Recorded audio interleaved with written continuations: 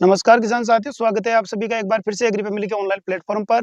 किसान साथियों, आज अपन बात करेंगे खरीफ के फसल में लगने वाले प्रमुख कीट, जो कि फसलों का सबसे महत्वपूर्ण कीट है।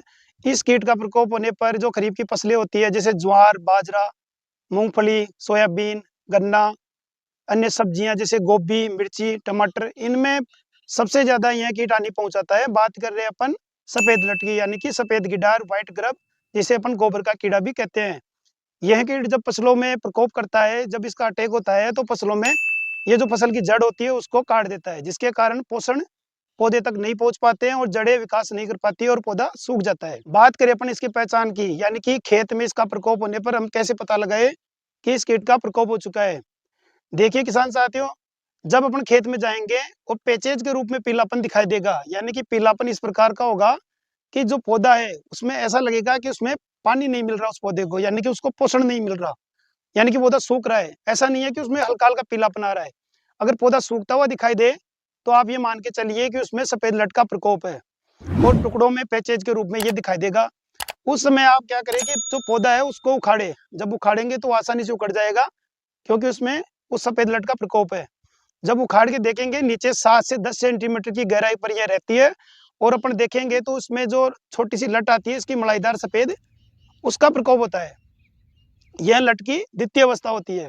यह अपनी फसलों को सबसे ज़्यादा हानि पहुँचाती है और एक इसकी जो प्रौढ़ अवस्था होती है, जिसे अपन बीटल बोलते हैं, यह फसलों में सबसे ज़्यादा हानि पहुँचाता है। इसके नियंत्रण के लिए किसान भाइयों, सबसे पहले ज़रूरी होता है कि अपन इसकी लाइफ साइकिल के बारे में जानें, यानी कि इसके जीवन चक्र के बारे में जानें कि यह जो जीवन चक्र है, कैसे पूरा करता है और इसकी कितनी अवस्थाएँ होती है, कौन-सी अवस्थाएँ सबसे ज़्यादा हानि पहुँचाती है, जिनका अपन नियंत्रण कर सकें। देखिए किसान भाइयों, इसकी 4 अवस्था होती है।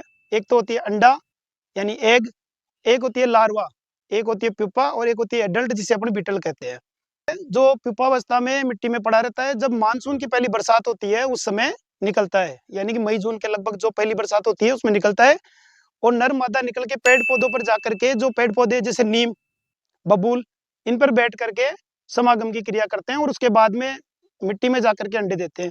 अंडे 7 से 8 सेंटीमीटर की गहराई पे देते हैं। उसके बाद में लगभग 1 सप्ताह बाद में इनसे छोटी-छोटी लटें निकलती हैं मलाईदार, जिसे अपन सफेद लट कहते हैं। इस लट की 4 अवस्थाएँ होती है। जो पहली अवस्था निकलती है उसके 2 सप्ताह बाद वो दूसरी अवस्था में परिवर्तित हो जाती है। सेकंड हो जाती है, फिर तीसरी अवस्था उसके 1 महीने बाद बन जाती है। तो इस प्रकार फिर चौथी आ जाती है। यानी कुल मिलाकर अपन देखें तो जो लट की अवस्था होती है वो 3 से 4 महीने तक रहती है, यानी अक्टूबर तक रहती है। और अक्टूबर के बाद में फिर ये मिट्टी में चली जाती है प्यूपा स्टेज में, और प्यूपा से फिर उसमें से प्रौढ़ बनता है, जिसके जननांग अपरिपक्व होते हैं, जिसके कारण ये मिट्टी में पड़े रहते हैं और फिर वही अनुकूल मौसम इनको मिलता है मई-जून में पहली बरसात में, उस समय फिर निकलते हैं। सबसे पहले अपन इनमें बात करेंगे, जिन किसान भाइयों ने अब तक बुआई नहीं की है, उसमें आप किस प्रकार इसका नियंत्रण कर सकते हो, और जिन किसान भाइयों ने बुआई कर दी, खड़ी फसल है अपनी, यानी कि फसल 10-12 दिन की अपनी फसल हो गई, तो उसमें किस प्रकार अपन नियंत्रण कर सकते हैं। देखिए किसान भाइयों, जब फसल की बुआई नहीं करते हैं, उससे पहले अपन को बीज उपचार करके बुआई करनी चाहिए। क्योंकि बीज उपचार में आमतौर पर किसान भाई देखते हैं कि फंजीसाइड से तो कर देते हैं, लेकिन इंसेक्टिसाइड से नहीं करते हैं, जिसके कारण इस कीट का प्रकोप बढ़ जाता है। तो इसके लिए आप कोई भी सिस्टेमिक इंसेक्टिसाइड, चाहे आप इमिडाक्लोप्रिड ले लीजिए 17.8% एसएल, क्लोरोपाइरिफॉस ले लीजिए या क्विनोलफॉस, कोई सा भी एक सिस्टेमिक इंसेक्टिसाइड लेकर के आप 2 एमएल प्रति किलोग्राम बीज से उपचार करके फिर उसकी बुआई अपन को करनी है। दूसरा, जब अपन बेसल डोज डालते हैं शुरू में, जैसे डीएपी, एमओपी, एसएसपी अपन खेत में डालते हैं, उसी समय अपन को 4 किलोग्राम मात्रा प्रति एकड़ के हिसाब से जो दानेदार कीटनाशी आता है, इनमें 2-3 कीटनाशी आते हैं। एक जैसे अपने फिप्रोनिल है 0.6%, वो ले सकते हो, या इसके अलावा आप क्लोरेंट्रानिलिप्रोल 0.4%, दोनों में से कोई सा भी आप लेकर के 4 किलोग्राम प्रति एकड़ के हिसाब से आप डीएपी, एमओपी मिलाते हैं, उसमें साथ मिला करके बेसल डोज के रूप में पूरे खेत में डाल दीजिए। अगर अपन प्रिवेंशन के रूप में अगर यूज में ले रहे तो 4 किलो काफ़ी है, लेकिन अगर पिछले साल भी किस कीट का प्रकोप आपके खेत में था, तो आप इसकी मात्रा बढ़ा सकते हो, यानी कि 5 किलो, 6 किलो या 7 किलो तक भी आप प्रति एकड़ के हिसाब से काम में ले सकते हो। एक तो ये हो गया काम। दूसरा, अपन जैसे गर्मियों में जो मौसम आता है गर्मियों का, उस समय अपन गहरी जुताई करते हैं, वो करनी चाहिए। उससे क्या होता है, जो प्यूपा स्टेज में ये पड़े रहते हैं ऊपर आ जाते हैं, और गर्मी के मौसम के कारण, यानी टेम्परेचर ज़्यादा रहता है 45 के लगभग, तो उसमें नियंत्रण अपना हो जाता है, क्योंकि कीट मर जाते हैं। काफ़ी हद तक वहाँ फ़ायदा मिलता है। फिर उसके बाद में अपन बीज उपचार कर देते हैं और बेसल डोज में भी डाल देते हैं। तो इसका प्रभाव काफ़ी हद तक कम हो जाता है। लेकिन अपन इन चीज़ों को ध्यान में नहीं रखते हैं और ऐसे ही बुआई कर देते हैं, तो उसके बाद में ये प्रकोप होता है ना, तब अपन को पता लगता है कि सफ़ेद लट का प्रकोप है। जिन किसान भाइयों ने फसल की बुआई कर दी, फिर वो खड़ी फसल में आपको प्रकोप दिखाई देता है, तो उसमें आप जो 2-3 इंसेक्टिसाइड आपको बताएँगे, उनका प्रयोग करके आप इसका काफ़ी हद तक नियंत्रण कर सकते हो। इनमें अपन बात करें पहले नंबर पर आप इमिडाक्लोप्रिड 17.8% एसएल की 500 एमएल मात्रा प्रति एकड़ के हिसाब से आप काम में ले सकते हो। दूसरा अपन बात करें, इसके अंदर आप इमिडाक्लोप्रिड 40% प्लस फिप्रोनिल 40% डब्ल्यूजी की जो इंसेक्टिसाइड आती है, उसकी 150 ग्राम मात्रा प्रति एकड़ के हिसाब से आप काम में ले सकते हो।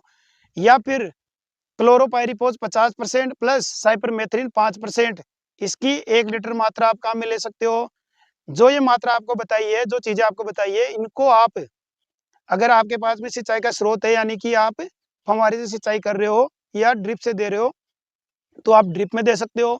या फव्वारे से आप कर रहे हो, तो आपको करना क्या है, जो ये इंसेक्टिसाइड बताए, इनको 20 से 30 किलोग्राम यानी बजरी जो आती है अपने, रेत बोलते हैं अपनी, उसमें मिला करके पूरे खेत में अपन को फेंकना है और उसके बाद में अपन को फव्वारा चलाना है।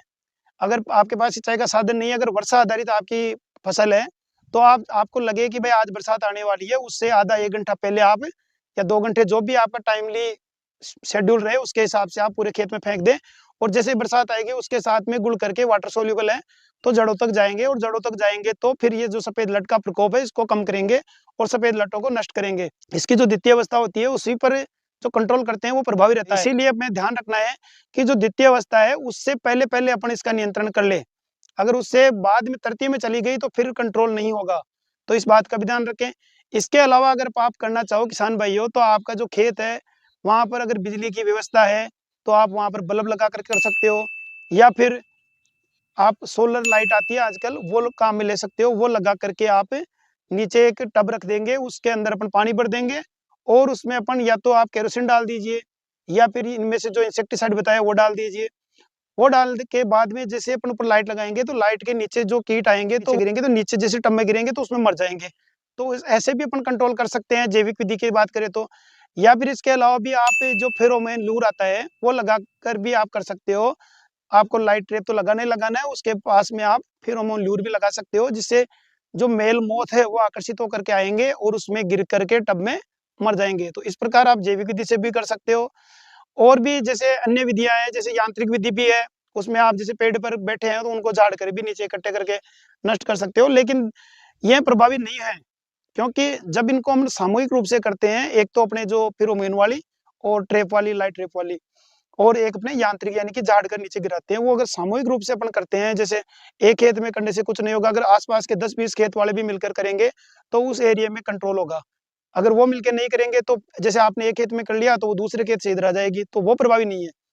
तो इसलिए हमें मजबूरन रासायनिक नियंत्रण अपन को करना पड़ता है और रासायनिक नियंत्रण आप करोगे, तो उससे प्रभावी आपको रिजल्ट देखने को मिलेंगे।